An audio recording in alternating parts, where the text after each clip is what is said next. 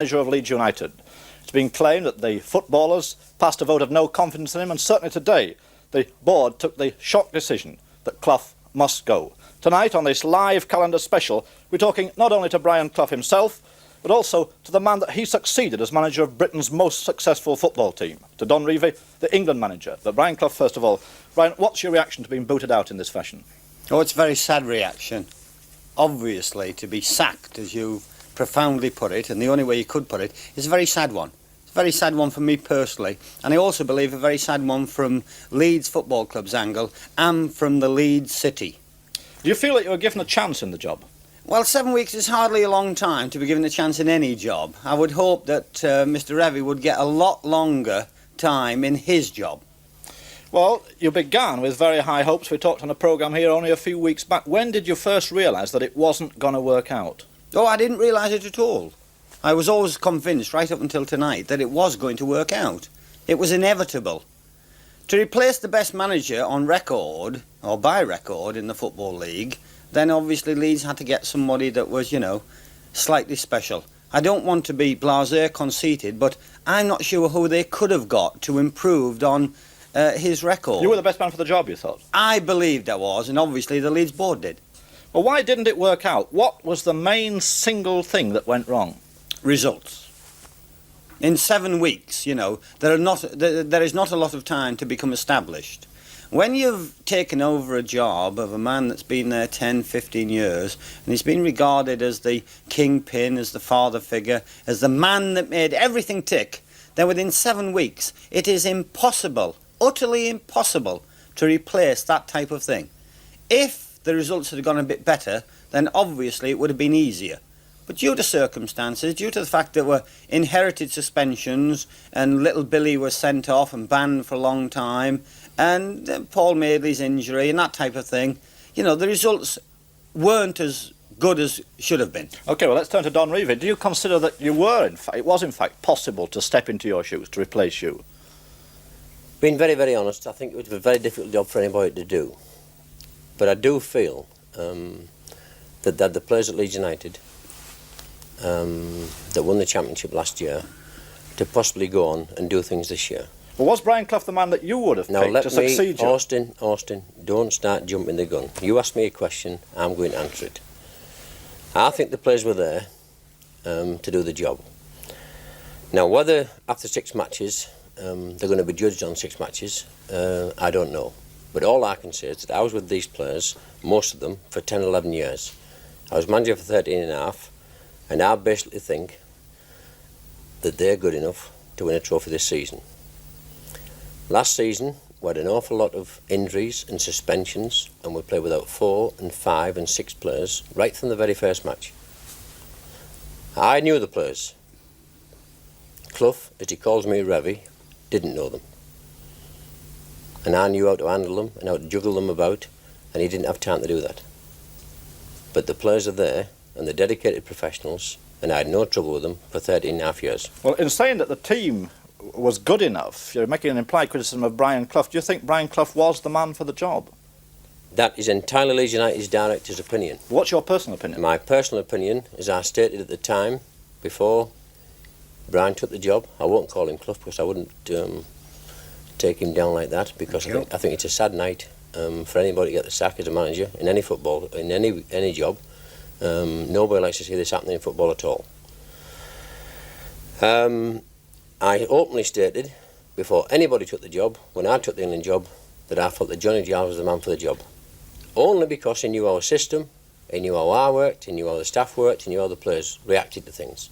He knew everything, because he'd travelled all over Europe with us, he'd played in matches, a great player, a great thinker of the game, and I recommended him to Leeds because... But if I can interrupt there, does that mean that he was going to carry on in the Revie tradition, that he was going to be a manager much as you've been? No, I felt... Well, Tottenham must feel that because they've taken Terry Neal, but he was in an interview for the last 2 or 3 for the job at Tottenham. Now, I've never talked to Bill Nick about him. But Johnny Giles, I felt, he's proved it with Era. He went to Brazil with them and did well. He played in South America, he's done well with the Era team.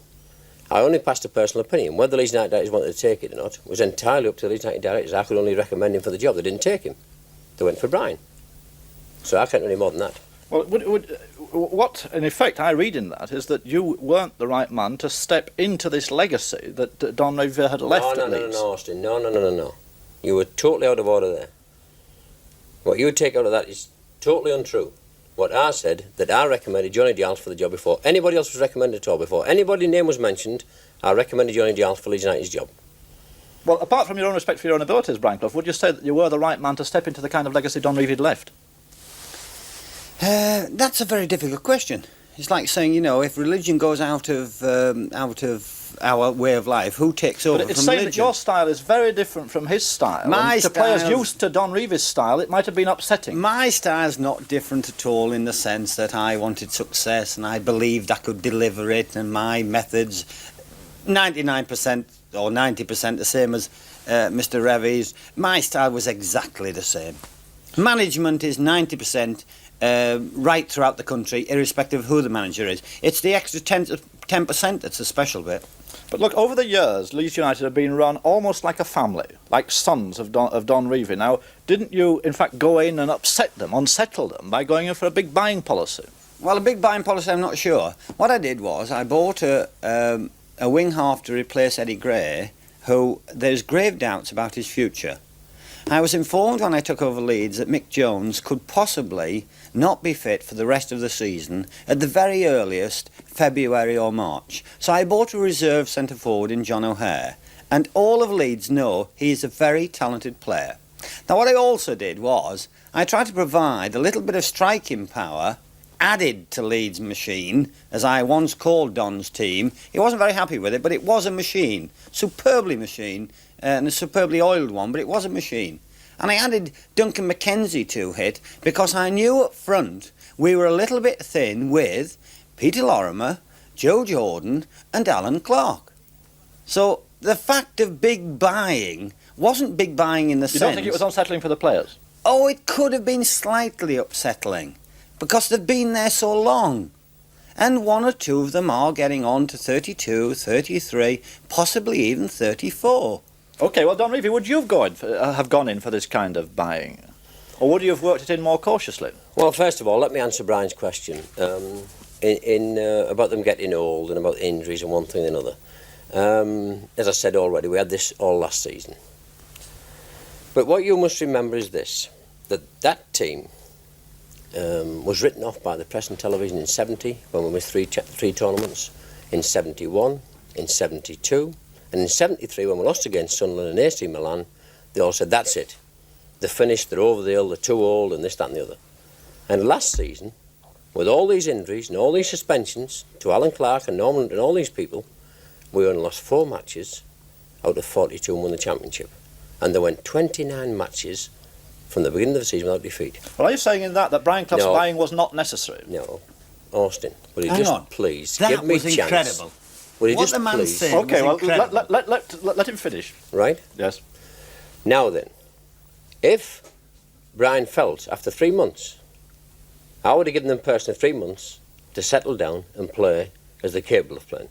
Don, even with Billy's eight-match suspension? Yes, I'd have had Terry Yorath, I'd have had Mick Bates, I'd have had Joe Jordan, I'd have had Frankie Gray. He had 4 very well-classed players there in the making. Who I juggled about last year. Yeah. Frankie Gray, whether you think Frankie Gray's a good player or not. Well, world-class, you said. Frankie Gray. Well, I think world-class. If he got the chance, Brian, I think he could be world-class. Yes. And I think that I played Terry Yorath up front. This is what I'm saying. You didn't get the chance to see them. I knew them. I played Terry Yorath up front alongside Joe Jordan. I played Terry Yorath midfield. I played him at full-back. I played him at sweeper. I played Mick Bates up front, I played Frankie Gray up front at outside left. Now, these players I felt should have had a chance. Yes. Don, where didn't they get a chance? Terry had... Terry had a tummy bug, enteritis I think they call it, and he was out. He was in bed for 10 days. Yeah, but he still had Mick Bates and Joe Jordan and Frankie Gray who didn't play at all, Brian. And the thing is, Mick Bates... Yes, I'm sorry. Terry Yorath and Frankie Gray. Yeah. Now, I feel that the unsettling part came when he didn't give these lads a chance, and quite rightly, a manager's got to stand and fall by his decisions. Oh, yes. Every time, where he's going to buy, where he's going to have team selection, what he's going to have, he's got to stand and fall by what he says and what he does. And Brian decided to go in the market. Whether it was unsettling to the players, I don't know. Well, the question then arises, was Brian Clough allowed to stand or fall by his decisions? Was he given time to carry through his policies? Was he given the backing that he needed from the team to do what he wanted? I would prefer you to say the board of directors to that, because the team don't dictate that much. The team can have a vote of confidence or that type of thing. The team are the be-all and end-all regarding the results on the field. Well, Regarding the confidence, it's essential to have the confidence, but the men who make the decisions are directors in football. Well, let's start with the team first of all. Well, because are you sure that that team was playing its best for you? Oh, I'm absolutely certain. With results like that? Oh, results like that, of course they were playing their best. They couldn't do anything else. It was second nature to them. Thank you. Let me ask you a question. How long have you lived in Leeds? 5 years. 5 years. And I've never seen such a disastrous start to the season. But have you ever seen a Leeds United team ever, and the present team and starting off of this season, ever not try? They might have bad times, they might miss open goals, but never ever you accuse or insinuate that a Leeds United side never tried. Because there's never a player going out on that pitch with a white shirt on that's never tried. He might have a bad game, and he might miss open goals, he might do bad things, but never not try. OK, well, I accept that, but there have been claims that there was, in fact, a vote of no confidence or something amounting to that passed by the players. Is that in fact correct? That is absolutely correct. Well, how did you react to that? Oh, I wanted to be sick. Oh, I wanted to be sick. If you had a vote of no confidence with the people you work with, that I would assume you would react exactly the same. I felt sick. What was the main reason for it, do you think? I don't know what the main reason was. I think, the fact that I didn't have time to get to know them and this type of thing. I do believe, honestly, that whoever had walked in would have had the same thing. Plus the fact that all the other incidentals went against it, i.e. results and that type of thing, which I've already pointed out are the main thing. Well, let's stay with this point of the vote of no confidence. How do you react to players, in effect, passing a vote of no confidence in the manager after such a short period? I honestly feel, knowing Leeds United players, as long as I've known them, they must have had a very good reason to do that. No respect to Brian, I must feel and say what I feel about Leeds United players. They must have had a very good reason to do that. Why? I don't know. I had enough problems on my hand with the England job. Well, whatever the reasons, do you condone players acting in that kind of fashion? Doesn't it make a manager's job impossible? No, I do not condone players at all doing that in any club, because I think it's totally wrong, and I think directors are long to listen to it. But I can't understand why the Leeds United players, if Brian's true what he's saying, if they voted a no confidence vote in you, Brian. Not exactly a vote, but the feeling was there, yes. No, a vote's a very strong word, but the feeling was definitely there. Well, how far was that kind of feeling there? Because, in a sense, you've been critical of Don Revie himself. We had a programme here a few weeks back on which you were implicitly critical of Don Revie. You said the contracts unsigned. Now, is that the right kind of line to take to a man stepping into the shoes of a revered manager? Now, if you're asking me now, did I make mistakes? The answer is yes. I am not infallible. I definitely made mistakes. Having said that, when you say that I criticised Don Revie about unsigned contracts, I stated a fact that there were, when I took over, 11 contracts not signed. Now, if it was Don's fault, if it was the chairman's fault, if it was the player's fault, that's immaterial for this particular argument. There were 11 contracts not signed. That is fact. Well, Don Revie, you saw that programme and the accusation. What was your reaction to it? Yes, and Austin, I phoned up that night. Yes. And asked you if I could face Brian the following night, and I got no reply. Talking about the 11 contracts that were unsigned, all contracts were basically agreed in the minutes with the directors of what each player was going to get. Brian is possibly right, the contracts weren't signed, not by 11, I would say by 5 or 6. And all these things were agreed in the minutes, that these contracts were agreed, and I'd agreed with players. And all players have signed blank contracts from me for 13 and a half years. And I've never had one scrap of trouble, ever, with one player throughout 13 and a half years with contracts. And why they weren't carried out and signed and sent off by the secretary, I will never know. Well, now, on that same programme, Brian said that there was no warmth in the club. Now, that really shook me. Did I say no warmth? You said no warmth in Leeds United. Now, that was the closest thing that any relationship between players and manager and staff have ever had. Did I say no warmth between me and them, or no warmth in the club? No, you said no warmth in the club, Brian. I don't remember. If I did say it, then obviously the warmth that you generated between you and the players, that can't be taken away. Never. That's ridiculous. Never ever. Can't be taken away. Well, as an experienced Just a manager, second. Don Revie, what do you think was wrong with Brian Clough's approach to Leeds as a manager? Now that's asking for me to do something that I know nothing at all about. I've known Brian a long time. What his approach is as a manager, I've never played under him. I've never worked under him. That is impossible for me to answer. You see, you have different styles as managers, and it's generally believed, I don't know with what accuracy, that you don't get on particularly well. Now, why is that, Brian Clough? Well, when I was a manager of Derby County and I was in direct conflict with Don Revie and his Leeds side, it's natural I didn't get on with him because invariably they were above us. That's the flippant answer. Having said that, I believe in a different concept of football to Don. I think. I believe that it can be played slightly different to the way Don plays it and get the same results. Now that might mean, you know, aiming for utopia, and it might mean being a little bit stupid, but that is the way I am. I'm a little bit stupid regarding this type of thing. I'm a little bit of an idealist. I do believe in fairies, and that is my, you know, outlook. Now, Don's slightly different. And his record proves, over results, that he perhaps is right. But having said that, I want to be like me. Well, Don obviously wants to be like him. Is this question of style the reason why the two of you don't get on? Well, I don't know. I think that, truthfully, Brian is a fool to himself. I must be very, very honest here. I honestly feel that he's criticised Matt Busby, Bertie me personally, Norman Hunter, Peter Lorimer, Billy Bremner, Peter Story. He's criticised so many people in the game whose records stand to be seen. He's criticised so many people. This is his style. If he wants to be that style, fair enough. But I think that is totally, totally wrong for the game of professional football. He says about honesty and things like this. But when you talk about honesty, if honesty is going to destroy the game, then you're in all kinds of trouble. I think you're doing the game a great disservice. Yes, I would. In other words, the accusation is that you're too ready to shoot your mouth off about. So now when you talk about... I would agree let me answer his question first. Let me answer his Sorry. question first. He talked about winning the championships better or differently. Our record is there to be seen for 11 years. Yes. Right? The first 4 to 5 years, I've always said this, we played for results. The last 4 to 5 years, we've been the most entertaining side by crowd entertainment and topping charts with national newspapers and television. Also, Don, the disciplinary chart. The disciplinary chart, You topped that. we topped that once. Well, you topped it for the last 2 or 3 years. No, that's not true. It wasn't 100% right, I will agree. Sorry? It wasn't 100% right, discipline on the field, and last year we straightened it out. Well, it was. You were Yeah. the top. Yeah. But when you see, Brian, when you talk about coming to take the Leeds job, and you had all these things and all these worries about stepping in my shoes and one thing and another. Which I had. Yes, you had. But why? Why did you come from Brighton to Leeds to take it over when you'd criticised them so much and said we should be in the second division for this and we should do this and we should do that?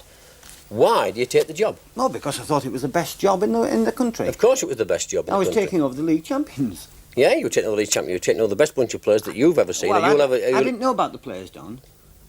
You didn't know? Because I didn't know them intimately like you do. But I know you were the league champions, and I was taking over the league champions. I wanted to have a crack at the European Cup this year. Yes. I think that was near and dear to your heart also. Yeah. Yes. I wanted to win it. I wanted to do something you hadn't done. Now, when I think I said it to Trevor Cherry actually, or mostly the players, he said to me, what can you do that the boss hadn't done? You, the boss, referring to you. And I said, I want to win the league, but I want to win it better. Now, there is no other reply to that question. No, but because you had won the league. Yeah, but there's no way you could win it better. Why not? No. But that's the only hope I've got. We'd only lost 4 matches. And But I can only lose 3. No. I couldn't give any other answer. And I No. wanted to win the European Cup. I believe that it was just a fraction, Don. A fraction. I don't know this because I've not spoken to you. But I believe it was a fraction whether you took the England job or had another shot at the European Cup. That is totally true, because I was so involved with the players and everybody at Ellen. Good lad. Now, I wanted to do that, and I want to do it better than you. You can understand that, can't you? Yes, and I think if you'd said that to our players, then you would have got the message across. I couldn't say that to our players, as you say. I couldn't say that to our players just as a bold statement. You see, when I went in there was friction. There was Friction? What do you mean friction? There was unhappiness because you'd gone and unsigned contracts. No. But when you walked in, tell me this, when you walked in, did you have a meeting the first day with them? No. Why? Because I didn't think it was necessary to have a meeting the very first day. So you were taking over as manager of a new club. Yes. And you don't call all your players and your coaching staff and your office staff together. No. And introduce yourself and meet them and tell them exactly what you feel and what you want to try and do. Don, the first day I walked in, I came back from holiday and I did 2 hours training with them. Irrespective of what you do, I went out on the field with them. Right, you went out on the field. My immediate reaction to any job, the same at the Football Association, I got 70 people together and went to a cocktail party and I introduced myself to them. That is your way. And I talked about Ramsey's record. I talked how great Ramsey was. Yes. His record as a professional man. I never got close to Ramsey. He was a cold man. But as a professional man... I think you are. As a cold man? Yes. Oh, don't ask our players that. Or they'll laugh their socks down. Well, that's opinion. No, well, that's opinion. But Alf Ramsey, I thought, did a good job. And I thought it was important to me to introduce myself to everybody in the Football Association offices. You didn't... And I thought it was your duty, when you walked into Leeds United's ground, everybody's saying, well, Brian Clough's arriving today. Yes. We'd love to meet But you didn't have a training session. How long did you wait session. then? No. How long did you wait? Irrespective of training sessions or anything, Brian, training sessions didn't mean anything your first day. Why? How could training sessions overcome meeting everybody in the club? It couldn't overcome it. Would have taken you 10 minutes to get everybody together as a group and say, I'm pleased to meet you.